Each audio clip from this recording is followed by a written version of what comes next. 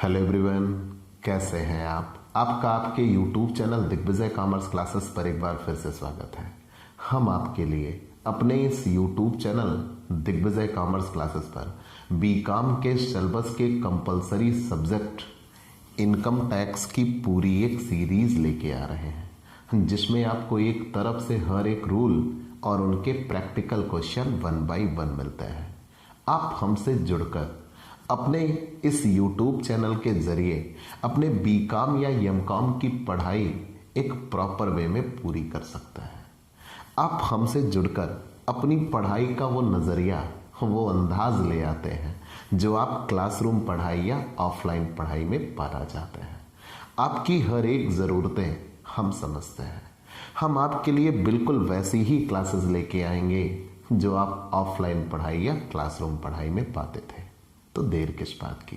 अगर आप हमसे नए जुड़ रहे हैं तो सबसे पहले हमारे इस YouTube channel Digvijay commerce classes को सब्सक्राइब करिए, शेयर करिए, बेल आइकन दबाइए ताकि आपको हमारे लेटेस्ट वीडियोज के अपडेट मिल सके।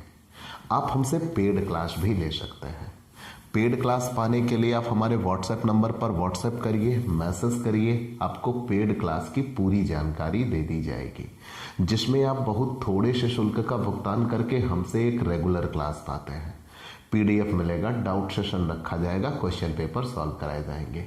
तो ये सब कुछ पाने के लिए आप हमसे पेड क्लास ले सकते हैं। प्यारे दोस्तों, इनकम टैक्स एक ऐसा सब्जेक्ट है जो आपसे रेगुलरिटी मांगता है। इनकम टैक्स में आप कितने भी कमांडिंग सिचुएशन में क्यों ना आ जाइए, अगर आपने 2 से 3 दिन का गैप किया तो आप दिक्कत में हैं। मतलब आप 2 लाइन पढ़िए लेकिन रेगुलर पढ़िए। ये सिंपल सा फंडा है। इनकम टैक्स आपके दिमाग को छोड़ के कहीं नहीं जाएगा, नहीं तो ये एक ऐसा सब्जेक्ट है जो आपको परेशान कर देगा। और ये मेरे पिछले 14 वर्षों का अनुभव है। और ज़्यादा तो नहीं कह सकता, लेकिन आप ये एक बुक देख रहे हैं, HC मेहरोत्रा की बुक है। This is the top selected book for income tax in India. Bharat में ये आयकर की सर्वश्रेष्ठ किताबों में से एक है, या हम यूं कह सकते हैं डिग्री लेवल पर सर्वश्रेष्ठ बुक है। मैक्सिमम कॉलेजों में ये यही बुक आपको प्रेफर मिलेगी। अब इस YouTube चैनल के जरिए इस भारत देश के बहुत से हिस्सों से हमें स्टूडेंट का प्यार मिला, उनसे जुड़ा और मैंने ये जाना, पूछना ही नहीं पड़ा, उनके यहाँ यही बुक प्रेफर की जाती है।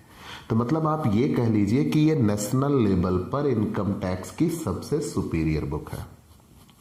और इस बुक को मैं कम से कम 100 बार पढ़ा चुका हूँ, कम से कम 100 बार पढ़ा चुका हूँ। और आज भी मैं हर एक दिन इस पे अपने आप को नया ही महसूस करता हूँ।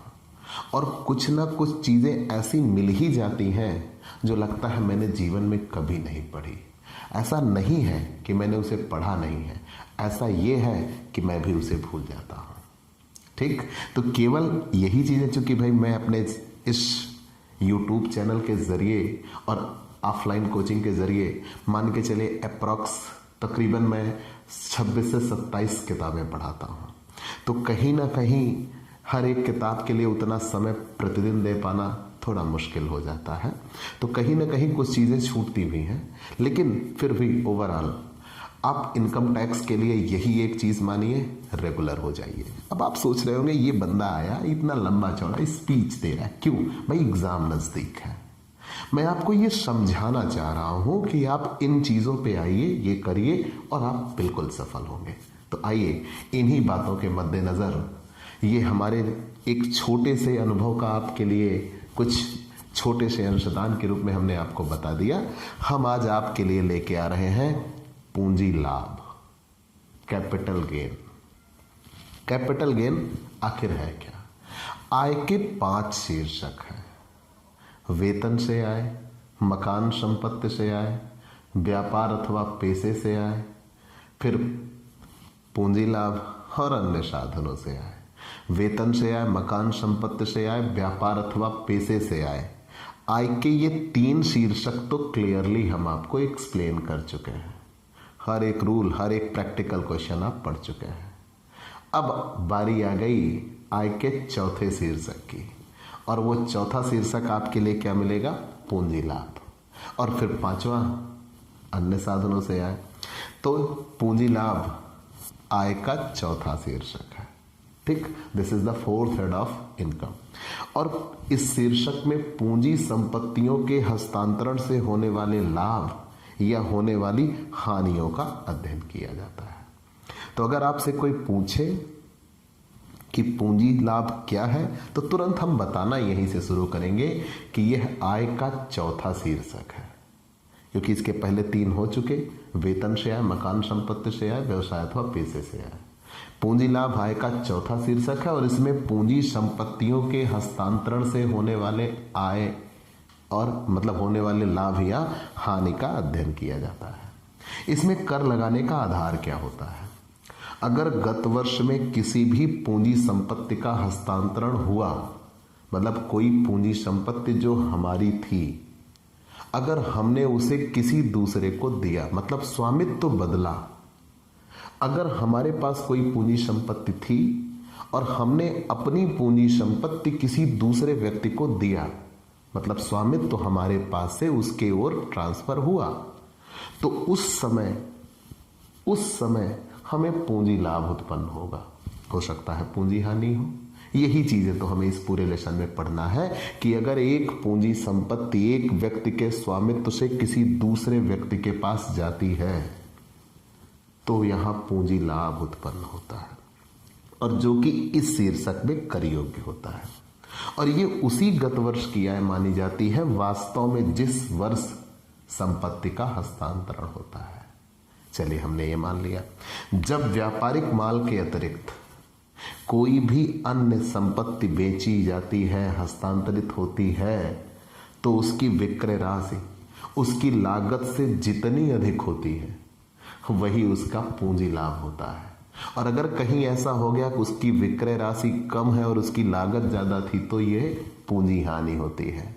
और इस शीर्षक के अंतर्गत हमें इसी चीज का अध्ययन करना है। ठीक, फिर से जान लीजिए, पता था ये चीजें क्या है ना कि वो स्लिप होते देर नहीं लगती।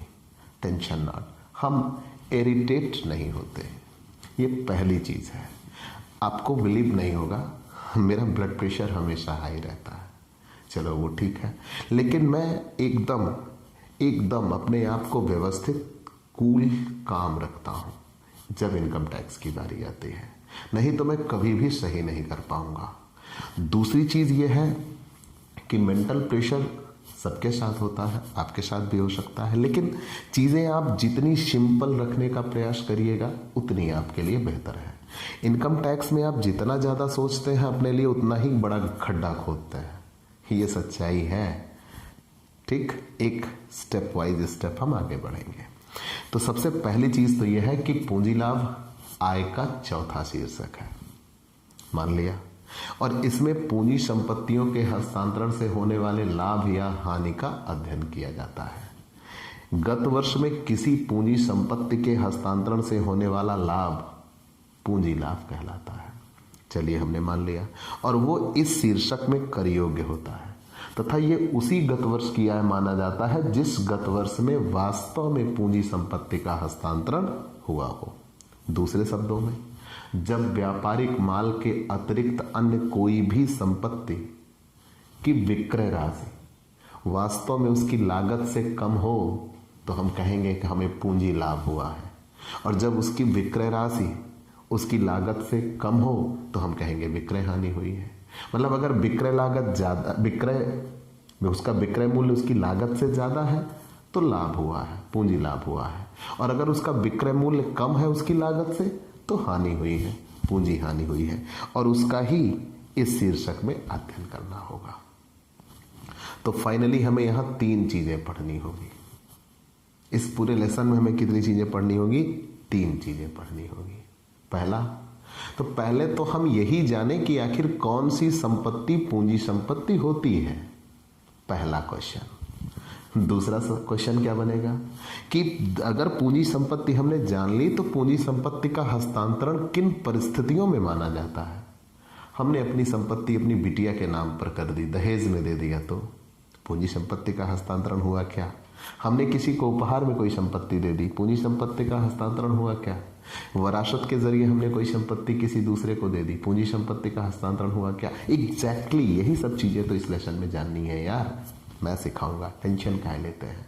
बिल्कुल, आप बिल्कुल मत घबराइए, एक एक टॉपिक कुरेद कुरेद के आपके लिए लेके आऊंगा। ये वो सब्जेक्ट है ना जिसके लिए आप लाखों रुपए खर्च करते हैं, चंद पैसों में आपको समझा दूंगा। आप पेड क्लास लेना तो स्वीकार करिए। मैं आपको गारंटी देता हूं आपकी एग्जाम प्रिपरेशन आपके घर बैठे आपकी शर्तों पर होगी। आप तनिक भी चिंता मत करिए। इनकम टैक्स ऐसे ही नहीं मेरा फेवरेट सब्जेक्ट है, डोंट वरी, सही जगह पे हो। चलिए, तो मैंने आपसे ये कहा कि पूंजी लाभ आय का चौथा शीर्षक है। एक चीज क्लियर। दूसरा, इस शीर्षक में पूंजी संपत्ति के हस्तांतरण से होने वाले लाभ या हानि का अध्ययन किया जाता है और गत वर्ष में किसी भी पूंजी संपत्ति के हस्तांतरण से होने वाला लाभ पूंजी लाभ है और वो इस शीर्षक में कर योग्य होगा और ये उसी गत वर्ष की आय माना जाएगा वास्तव में जिस गत वर्ष में पूंजी संपत्ति का हस्तांतरण हुआ है। जब व्यापारिक माल के अतिरिक्त हम अन्य किसी भी संपत्ति का हस्तांतरण करते हैं और उसका विक्रय मूल्य उसके लागत मूल्य से अधिक है तो हम कहेंगे लाभ हुआ है, पूंजी लाभ हुआ है। और अगर उसका विक्रय मूल्य उसके लागत मूल्य से कम है तो हम कहेंगे पूंजी हानि हुई है और उसका इस शीर्षक में अध्ययन करना होगा। वास्तविकता में हमें इस शीर्षक में 3 चीजें पढ़नी है। आखिर कौन सी संपत्ति पूंजी संपत्ति है? एक छोटा उदाहरण दूं, ये बोर्ड आपके सामने दिख रहा है, ये मेरी प्रॉपर्टी है, मैं इसका मालिकाना हक रखता हूं, लेकिन क्या ये मेरे लिए पूंजी है? अगर हाँ तो ये आप सोचिएगा। मैं सिखाऊंगा आपको हर एक चीजें, ये डिसाइड करना आपका काम है। आपके पॉकेट में पेन है ना, आपके हाथ में पेन है, आपने खरीदी है, आपका मालिकाना हक है, क्या वो आपकी पूंजी है? आपके बदन पे कपड़े हैं, क्या वो पूंजी है? आपके घर पे बाइक है, क्या वो पूंजी है? अगर मेरी प्यारी बिटिया लाडो रानी आपके कान में बाली है, क्या वो पूंजी है? ये सब चीजें आपको जानना है, मैं सिखाऊंगा। चलिए, तो आपको यहां जानना है कि वास्तव में पूंजी संपत्ति होती क्या है। फिर हमें यह जानना होगा पूंजी संपत्ति का हस्तांतरण कैसे होता है और फिर आपको अंत में जानना होगा कि पूंजी लाभ की गणना होगी कैसे। ठीक, मतलब इस पूरे लेसन में हमें कितनी बातें पढ़नी है? 3। पहले तो जानेंगे पूंजी संपत्ति क्या है, फिर जानेंगे पूंजी संपत्ति का हस्तांतरण कैसे होता है, ट्रांसफर ऑफ कैपिटल एसेट्स, और फिर हम जानेंगे कि कैलकुलेशन ऑफ कैपिटल गेन, पूंजी लाभ की गणना। तो चलिए, सबसे पहली चीज हम जानते हैं पूंजी संपत्ति किसे कहते हैं। पूंजी संपत्ति वास्तव में क्या है? ठीक, सबसे पहली चीज तो यही है कि पूंजी लाभ पूंजी संपत्तियों से होगा। तो हमें पूंजी संपत्ति पता चल जाए तो पूंजी लाभ भी जान जाएंगे। पूंजी संपत्ति कहते किसे हैं?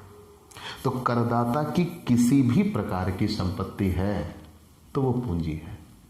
हाँ बोलो, बिटिया की कानों की बाली, मेरे भैया बाबू की बाइक की चाबी, बाइक सब क्या हो गई? पूंजी।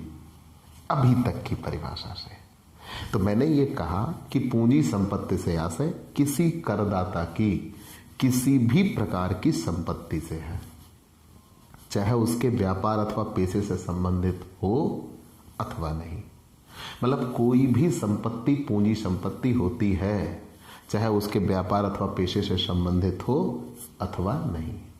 प्रतिभूतियां जो ऐसे किसी विदेशी संस्था या विनियोगकर्ता के पास है जिसने उससे भारतीय प्रतिभूति विनियामक बोर्ड 1992 सेबी के अधीन बनाए गए नियमों के अनुसार विनियोग किया है। चलिए, हमने ये सीधी सी बात किया कि हर एक प्रकार की संपत्ति, चाहे वो व्यावसायिक माल हो या ना हो, वास्तव में पूंजी ही होती है। ठीक, हर एक प्रकार की संपत्ति वास्तव में पूंजी ही होती है। चलिए, ये जान लिया। तो पूंजी संपत्ति चल अथवा अचल, मूर्त अथवा अमूर्त तथा अस्थायी और चलायमान भी हो सकती है। चल अथवा अचल किसे कहते हैं? जिसे एक स्थान से दूसरे स्थान तक हम ले जा सकते हैं, वो चल संपत्ति कहलाती है। अचल संपत्ति किसे कहते हैं? जिसे एक स्थान से दूसरे स्थान तक ले जाया नहीं जा सकता, उसे अचल संपत्ति कहते हैं। तो चल संपत्ति, अचल संपत्ति। फिर उसके बाद आ जाते हैं हम मूर्त संपत्ति, जिसे देखा और छुआ जा सकता है, जिसका एक भौतिक अस्तित्व है। ये बोर्ड में देख सकता हूं और छू सकता हूं, ये मूर्त है, टेंजिबल। और जिसे देखा और छुआ नहीं जा सकता, वो मेरा नाम, मेरी प्रसिद्धि, वो आप जानते हो, वो आप यहां तक जुड़ गए, लेकिन आपने उसे कहीं देखा नहीं। तो मैंने ये कहा ना कि चल और अचल संपत्ति, मूर्त और अमूर्त संपत्ति, स्थायी और चलायमान संपत्तियां, ये सब पूंजी संपत्ति में ही आते हैं। पूंजी संपत्ति में भूमि, भवन, विनियोग, प्लांट, मशीनरी, फर्नीचर, व्यापार की ख्याति, पट्टेदारी के अधिकार, आभूषण, कंपनी के अंश, निर्माण करने का लाइसेंस आदि शामिल है। मतलब सब प्रकार की संपत्ति पूंजी ही होती है। मैंने तो क्लियरली एक्सप्लेन कर दिया था, लेकिन फिर भी स्पष्टीकरण क्या, संपत्ति के अंतर्गत इससे संबंधित अधिकार एवं भारतीय कंपनी के संबंध में कोई अधिकार जिसके अंतर्गत प्रबंध या नियंत्रण का अधिकार या किसी भी प्रकार का कोई अन्य अधिकार सम्मिलित होना चाहिए।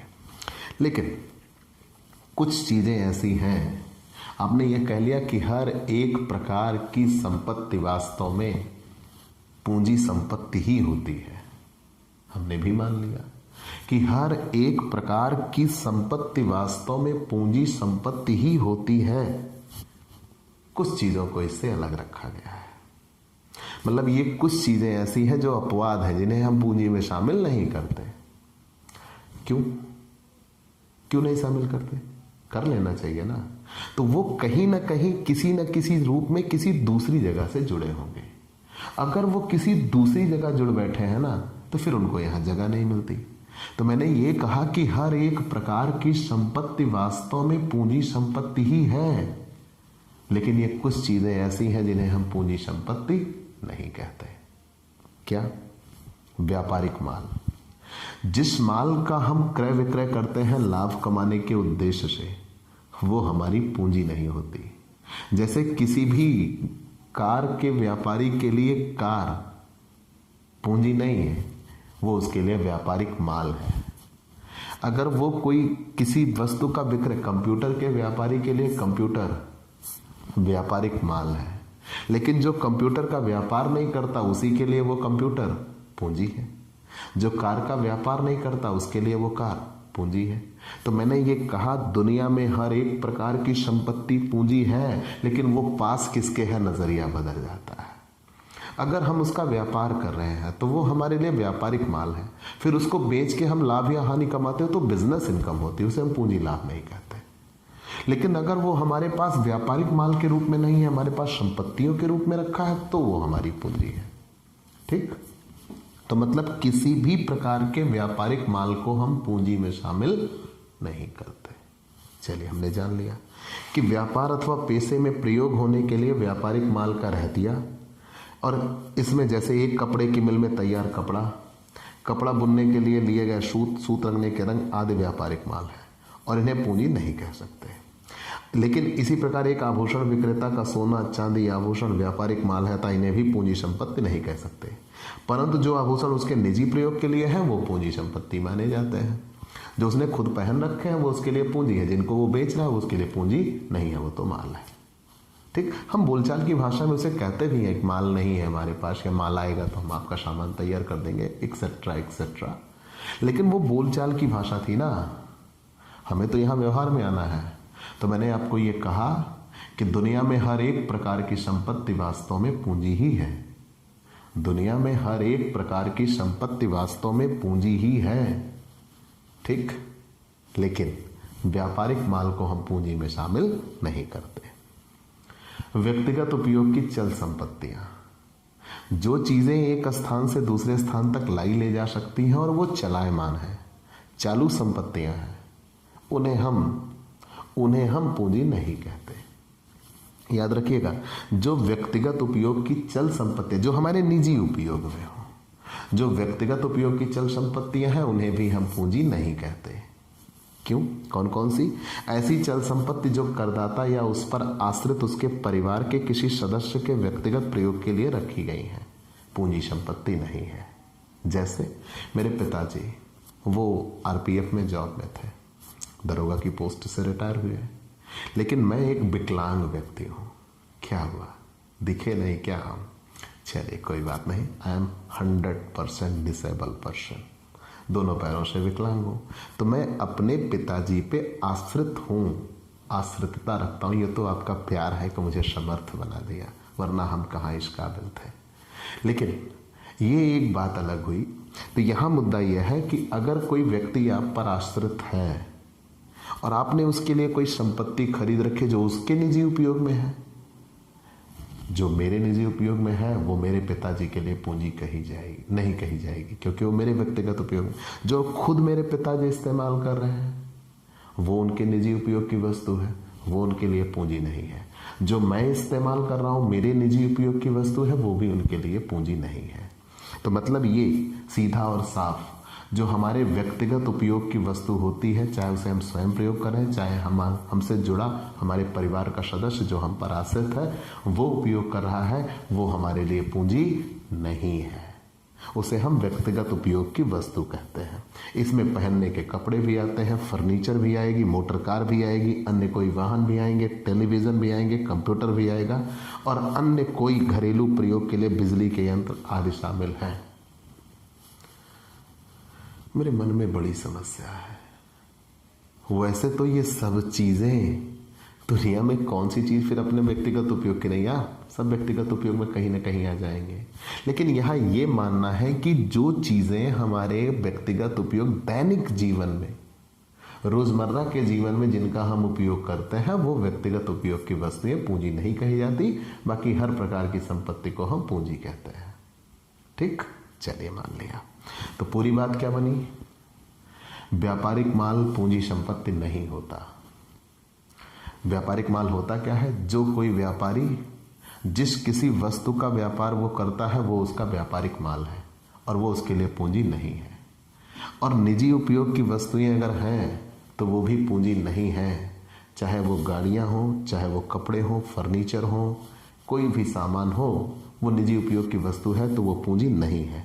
लेकिन यहाँ फिर भी कुछ ऐसी चीजें हैं जो निजी उपयोग में होने के बावजूद भी जिन्हें हम पूंजी कहते हैं, मतलब इसके भी अपवाद।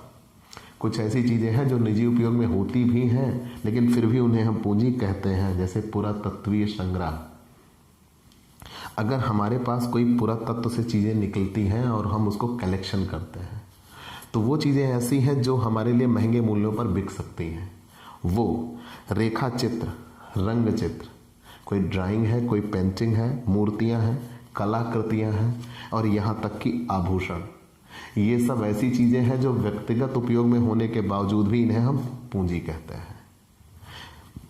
व्यक्तिगत उपयोग में होने के बावजूद भी इन्हें हम क्या कहते हैं? पूंजी कहते हैं। याद रखिएगा, अब यहां इतना बड़ा नियम आ रहा है। कैसा नियम? अगर वो पूंजी है, अगर ये मेरा बोर्ड पूंजी है और इसको मैं बेचता हूं तो पूंजी लाभ होगा, और अगर ये मेरा बोर्ड पूंजी नहीं है और इसको मैं बेचता हूं तो फिर पूंजी लाभ नहीं होगा। सीधी और साफ बात। तो मतलब कोई भी संपत्ति वास्तव में पूंजी है कि नहीं है, हमें पहले ये डिसाइड करना होगा।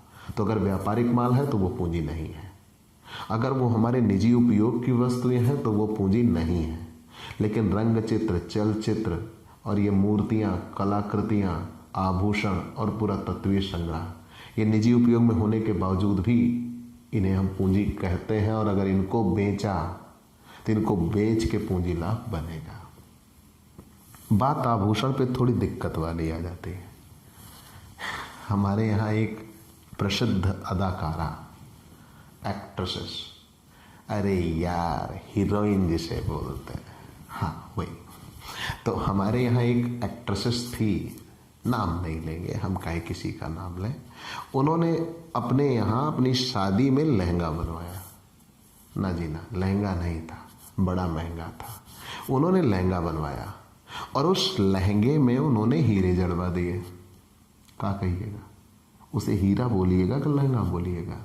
लहंगा ही तो बोलिएगा। हीरे जड़े हैं तो क्या हुआ है, तो लहंगा ही। उन्होंने लहंगे में हीरे जड़े, बिल्कुल वैसा जैसा नरेंद्र मोदी साहब ने वो सोने की शर्ट पहनी थी ना, सोने के तारों वाली, वही वो व्यक्तिगत उपयोग में है तो क्या हुआ, थे तो उसमें सोने के तार ना, वैसे ही उन्होंने लहंगा जड़वा दिया, लहंगे में हीरा जड़वा दिया। अब हीरा आभूषण में आता है और लहंगा व्यक्तिगत उपयोग की वस्तु होती है। हीरे पे टैक्स लगना चाहिए, लहंगे पे नहीं लगना चाहिए। अब हीरा तो लहंगा में जुड़ गया तो लहंगा बन गया, तो हीरे पे भी टैक्स नहीं लगेगा। 3,75,00,000 का वो लहंगा था, ठीक। लेकिन अब इनकम टैक्स ने क्या काम कर दिया कि आपके कपड़े जिसमें बहुमूल्य नग, पत्थर, स्टोन, लटकन, बढ़िया बड़ा जमाना चला लटकन का, अगर ये सब कपड़ों में लगे हुए हैं तो इनको अलग कर दिया जाएगा, और जो बहुमूल्य नग पत्थर लगे होंगे उनको अलग कर दिया जाएगा, ठीक। बहुमूल्य नग पत्थर आदि को अलग कर दिया जाएगा और ये जो लटकन वगैरह लगे हुए हैं इनको अलग कर दिया जाएगा। और एग्जैक्टली बहुमूल्य नग, पत्थर, स्टोन, लटकन आदि ये सब चीज़ें जो आपने कहा, इनको अलग कर दिया जाएगा और दोनों का अलग अलग वैल्यूएशन होगा। कपड़े पे टैक्स नहीं लगेगा और ये जो आभूषण है इन पे टैक्स लगेगा, ठीक। अब आगे आ जाते हैं। अगर इन्हें किन्हीं वस्त्रों में जोड़ा गया या किसी बर्तन वगैरह में जोड़ा गया तो भी इन्हें अलग किया जाएगा और इनका अलग वैल्यूएशन होगा और इन पे टैक्स देना होगा। कृषि भूमि, अगर कोई कृषि भूमि है तो उस पर भी टैक्स नहीं लगता। कोई कृषि भूमि है और उसका हम हस्तांतरण करते हैं तो उस पर टैक्स नहीं लगता, लेकिन वो पूंजी नहीं मानी जाती। लेकिन यहाँ कुछ चीज़ें कही गई हैं। भारत में स्थित कृषि भूमि जो 10,000 से कम जनसंख्या वाले स्थान में स्थित है तो वह पूंजी संपत्ति नहीं मानी जाएगी, ठीक। अगर वहाँ की पॉपुलेशन 10,000 के नीचे है और वहाँ ये जमीन स्थापित है तो उसे हम पूंजी नहीं कहते। अर्थात कि कृषि भूमि यदि कम से कम 10,000 वाले जनसंख्या में स्थित है तो वह पूंजी संपत्ति में शामिल नहीं की जाएगी। और इसकी दूरी आकाशीय मार्ग से नापने पर निम्न क्षेत्र में स्थित है तो ऐसी कृषि भूमि पूंजी संपत्ति होगी। कौन कौन? स्थानीय सीमा से 2 किलोमीटर क्षेत्र में यदि वहां की जनसंख्या 10,000 से अधिक है परंतु 1 लाख से अधिक नहीं है। दूसरी बात, स्थानीय सीमा से 6 किलोमीटर क्षेत्र में यदि वहां की जनसंख्या 1 लाख से अधिक है परंतु 10 लाख से अधिक नहीं है। स्थानीय सीमा से 8 किलोमीटर क्षेत्र में यदि वहां की जनसंख्या 10 लाख से अधिक है तो ये ऐसी सिचुएशन है। मतलब आप ऐसा समझिए, स्पेशली ये चीज़ें इतनी डीप नहीं आएंगी कि कृषि भूमि को जहाँ की जनसंख्या 10,000 से कम हो, अगर वहाँ हमारे पास कोई कृषि भूमि है तो फिर वो पूंजी नहीं है। गोल्ड बांड्स, 6.5% गोल्ड बांड 1977 अथवा 7% गोल्ड बांड 1980 अथवा नेशनल डिफेंस गोल्ड बांड्स 1980। अब ये प्रचलन में नहीं रहा, लेकिन इनको हम पूंजी में शामिल नहीं करते। स्पेशल बेयरर बांड 1991, अब ये भी प्रचलन में नहीं है, इनको भी पूंजी में शामिल नहीं किया जाता। मतलब पहले अगर किसी व्यक्ति ने ये ले रखे हैं, उसके पास ये है, तो ये पूंजी नहीं कहे जाएंगे। स्वर्ण निक्षेप बांड, स्वर्ण निक्षेप बांड, गोल्ड डिपॉजिट बांड, केंद्रीय सरकार द्वारा अधिसूचित स्वर्ण निक्षेप योजना 1999 के अंतर्गत जारी किए गए स्वर्ण निक्षेप बांड या स्वर्ण मुद्रीकरण योजना 2015 के अंतर्गत जारी निक्षेप प्रमाण पत्र पूंजी संपत्ति नहीं माने जाते। चलिए, तो मेन यह है कि व्यापारिक माल को पूंजी नहीं माना जाता। हाँ, फिर दूसरा यह है निजी उपयोग की वस्तुओं को पूंजी नहीं माना जाता, और तीसरा यह है कृषि भूमि को पूंजी नहीं माना जाता। अब बात आ गई सेल्फ जनरेटेड असेट्स किसे कहते हैं। ये 2 नंबर में पूछा गया क्वेश्चन है। सेल्फ जनरेटेड असेट्स, स्वयं उपार्जित संपत्तियां। निम्न स्वयं उपार्जित संपत्तियां पूंजी लाभ के लिए पूंजी संपत्तियां मानी जाती हैं। अगर कोई स्वयं उपार्जित संपत्तियां हैं जिनको खरीदा नहीं है, स्वयं उत्पन्न हुई हैं, तो वो व्यापार के लिए पूंजी संपत्ति मानी जाती है। कौन कौन सी? किसी व्यापार की स्वयं उपार्जित ख्याति, किसी स्वयं उपार्जित किराएदारी के अधिकार, वाहन मार्ग परमिट अथवा करघा घंटे, किसी वस्तु के उत्पादन अथवा निर्माण के अधिकार, और कोई व्यापार या पेशा चलाने के अधिकार। और इनको पाने की लागत शून्य मानी जाएगी और पूरा का पूरा जो विक्रय मूल्य होगा वो पूंजी लाभ होगा। इनको पाने, क्योंकि ये स्वयं उपार्जित संपत्तियां हैं, इनको पाने के लिए हमने कोई खर्च नहीं किया है, ये स्वयं उत्पन्न हुई है। अगर ये स्वयं उत्पन्न हुई है तो इनके लिए हमारी कोई लागत नहीं रही, इसलिए इनके लिए हमारी कॉस्ट क्या होती है? शून्य होती है। और अगर इनको हम बेचते हैं तो इनसे हमें जितना मिलता है पूरा का पूरा विक्रय मूल्य ही पूंजी लाभ कहलाता है, ठीक। और इन्हें पूंजी कहा जाता है। वास्तव में पूंजी संपत्ति कितने प्रकार की होती है? अब ये पूंजी संपत्तियां दो प्रकार के होते हैं, तो पूंजी लाभ भी दो प्रकार के होंगे। अब किताब में चीजें तो बहुत अलग अलग दी गई हैं, लेकिन मैं आपको यहां पे एक शॉर्टकट में समझाना चाहूंगा। सिंपल वर्ड में आप समझ लीजिएगा, फिर जैसे जैसे हम पढ़ते चलेंगे आगे आगे क्लियर होता चलेगा। एक होती है अल्पकालीन, और ये 10 नंबर में थ्योरी में आने वाला क्वेश्चन है। पूंजी संपत्तियां कितने प्रकार की होती हैं? 2 प्रकार की। एक होती है अल्पकालीन, एक होती है दीर्घकालीन। जनाब हम कैसे जानेंगे कि अल्पकालीन है, कैसे जानेंगे कि दीर्घकालीन है? तो कोई भी संपत्ति अगर क्रय से विक्रय तक हमारे पास 3 वर्ष के समय में ही हमने उसको बेच दिया, क्रय से 3 वर्ष पूर्व, मतलब क्रय से 3 वर्ष पूरे होने के पहले 3 वर्ष पूरे होने के पूर्व बेच दिया,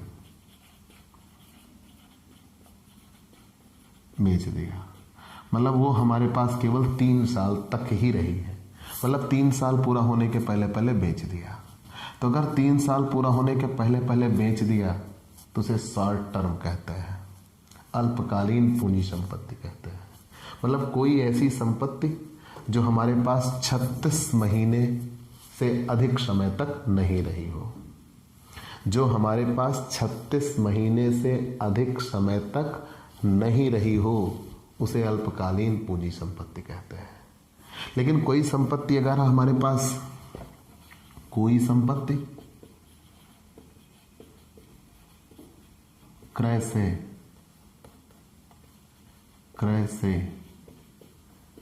3 वर्ष से अधिक समय तक, मैं 3 वर्ष लिख रहा हूं, 36 माह नहीं लिख रहा, 3 वर्ष से अधिक समय तक हमारे पास रही हो। भाई 1 साल में 12 महीने, 12 महीने में 3 साल के लिए 36 महीने, 3 वर्ष से अधिक समय तक हमारे पास रही हो। ठीक, मतलब कोई ऐसी संपत्ति जो 3 साल पूरा होने के पहले हम बेच दें तो वो अल्पकालीन पूंजी संपत्ति है। अगर वही संपत्ति हम 3 साल पूरा होने के बाद बेचते हैं तो वो दीर्घकालीन पूंजी संपत्ति है। क्लियर? मतलब हमारे पास कोई भी संपत्ति है, अगर उसको हम 3 साल पूरा होने के पहले बेच देते हैं तो वो अल्पकालीन पूंजी संपत्ति है, और अगर उसी संपत्ति को हम 3 साल पूरा होने के बाद बेचते हैं तो वो दीर्घकालीन पूंजी संपत्ति है। वो चाहे सुई हो, चाहे हवाई जहाज हो। इस चीज को कहने का मतलब क्या निकला? हमें उसकी वैल्यू से मतलब नहीं, वो सस्ती है कि महंगी, हमें उससे मतलब नहीं, मतलब यहाँ समय से होता है। अगर वो 3 साल तक हमारे पास में है तो अल्पकालीन है, अगर 3 साल से ज्यादा समय तक हमारे पास में है तो दीर्घकालीन है। लेकिन कुछ इसके अपवाद भी हैं, जैसे वित्तीय संपत्ति अर्थात प्रतिभूतियां जो भारत में किसी मान्य स्टॉक एक्सचेंज में सूचीबद्ध हैं, या किसी साधारण शेयर मुल्क हैं, जीरो कूपन बॉन्ड के संबंध में है, तो यह अवधि 36 माह से घटाकर कितने महीने की कर दी जाएगी? 12 महीने की कर दी जाएगी। ठीक, 12 महीने की कर दी जाएगी। और यदि कंपनी के अंश भारत में किसी मान्य स्टॉक एक्सचेंज में सूचीबद्ध नहीं है, या भूमि या भवन दोनों में है, तो यह अवधि 36 माह के स्थान पर कितने महीने मानी जाएगी? 24 महीने मानी जाएगी। ठीक, तो चलिए अब शेयर के लिए कितने महीने कहा गया है? शेयर के लिए, तो शेयर के लिए यहां पर कहा गया है कि अगर वो 24 महीने से कम है, पहले ये 12 महीने हुआ करता था, अब ये कितने महीने हो गया? 24 महीने। अंश की दशा में, जो एग्जाम में आता है उन्हीं की बात करें, बाकी सबके हम छोड़ दे रहे हैं। अंश की दशा में यदि कोई 2 वर्ष तक हमारे पास रहा है, मतलब 24 महीने से कम 2 वर्ष तक हमारे पास रहा है, 2 वर्ष तक हमारे पास रहा है तो अल्पकालीन है। ठीक, और अंश की दशा में अगर कोई अंश 2 वर्ष से अधिक समय तक हमारे पास रहा है तो अंश की दशा में क्रय से 2 वर्ष के बाद उसका विक्रय किया गया, 2 वर्ष के बाद उसका विक्रय हुआ, मतलब अंश हमारे पास 2 साल से ज्यादा समय तक रहा, तो फिर वो दीर्घकालीन पूंजी संपत्ति हो जाएगा। तो सिंपल सा क्राइटेरिया क्या बना? अगर कोई संपत्ति हमारे पास 3 साल तक रही, उससे कम समय में ही हमने उसको बेच दिया, मतलब 3 साल पूरे हुए नहीं उसको बेच दिया, तो अल्पकालीन पूंजी संपत्ति। और अगर 3 साल पूरा होने के बाद बेचा तो दीर्घकालीन पूंजी संपत्ति। और अगर अंश की दशा में बात की जाए तो 2 साल पूरा होने के पहले पहले बेच दिया तो अल्पकालीन पूंजी संपत्ति। और अगर 2 साल पूरा होने के बाद बेचा तो दीर्घकालीन पूंजी संपत्ति। और अगर कोई यूनिट ट्रस्ट ऑफ इंडिया आदि की चीज़ें दी गई हैं तो 12 महीने, लेकिन वो रेयर मिलेगा। और जिस पर व्यापार में जिस पर WDV पद्धति से ह्रास लगता हो, जिस पर WDV पद्धति से ह्रास लगता हो, वो सदैव शॉर्ट टर्म में आता है। ठीक, जिस पर WDV पद्धति से ह्रास लगता हो वो किस पर आता है? सदैव शॉर्ट टर्म में आता है, वो लॉन्ग टर्म में नहीं आता। भूमि या भवन दोनों के संबंध में 36 माह की बात की गई है। ठीक, और यदि इनका हस्तांतरण 1 अप्रैल 2017 या उसके बाद किया गया है तो 24 माह की बात कही गई है। लेकिन ये सब रेयरेस्ट है जिनसे आपके क्वेश्चन सॉल्व होंगे, मैंने उनको बता दिया। यहाँ ये जान लीजिएगा कि कोई भी संपत्ति जो 36 महीने से अधिक हमारे पास ना रही हो वो अल्पकालीन संपत्ति है, और जो 36 महीने से ज़्यादा हमारे पास रही हो वो दीर्घकालीन पूंजी संपत्ति है। कोई वित्तीय संपत्ति अर्थात प्रतिभूतियां UTI जो भारत में किसी मान्य स्टॉक एक्सचेंज में सूचीबद्ध है उनके लिए क्या कहा गया? 12 महीने तक अगर वो हमारे पास रहते हैं तो अल्पकालीन है, 12 महीने से ज़्यादा हमारे पास तक रहते हैं तो दीर्घकालीन है। अंश की दशा में कहा गया यदि कंपनी के अंश जो भारत में मान्यता प्राप्त स्टॉक एक्सचेंज में सूचीबद्ध नहीं है 24 महीने तक हमारे पास रहे हैं तो अल्पकालीन, और 24 महीने से अधिक तक हमारे पास रहे हैं तो दीर्घकालीन। ठीक, चलिए हमने ये सारी चीजें जान ली। फिर अब हम अगले नियम पर बढ़ चलेंगे, पूंजी संपत्ति का हस्तांतरण। लेकिन पहले आप इतना क्लियर कर लीजिए, फिर कल की डेट में हम आपको पूंजी संपत्ति का हस्तांतरण और पूंजी लाभ की गणना, ये 2 चीजें सिखा देंगे। जब आप ये 2 चीजें सीख जाएंगे तो फिर सीधा हम आपको प्रैक्टिकल क्वेश्चंस की ओर ले चलेंगे। ठीक, तो प्यारे दोस्तों, आपको ये क्लास कैसी लगी हमें ज़रूर बताइएगा। आपके लाइक और कमेंट का इंतज़ार रहेगा। आप हमसे पेड क्लास ले सकते हैं। पेड क्लास पाने के लिए आप हमारे व्हाट्सएप नंबर पर व्हाट्सएप करिए, मैसेज करिए, आपको पेड क्लास की पूरी जानकारी दे दी जाएगी, जिसमें आप बहुत थोड़े से शुल्क का भुगतान करके हमसे एक रेगुलर क्लास पाते हैं। PDF मिलेगा, डाउट सेशन रखा जाएगा, क्वेश्चन पेपर सॉल्व कराए जाएंगे। तो ये सब कुछ पाने के लिए आप हमसे पेड क्लास ले सकते हैं। और स्पेशली अगर आप हमसे नए जुड़े हैं तो सबसे पहले हमारे इस YouTube channel Digvijay commerce classes को सब्सक्राइब करिए, शेयर करिए, बेल आइकन दबाइए, ताकि आपको हमारे लेटेस्ट वीडियोज के अपडेट मिल सके। तो आज की क्लास यहीं पे रोकते हैं, अगले दिन नए रूल के साथ फिर मुलाकात होगी। तब तक के लिए बाय बाय दोस्तों।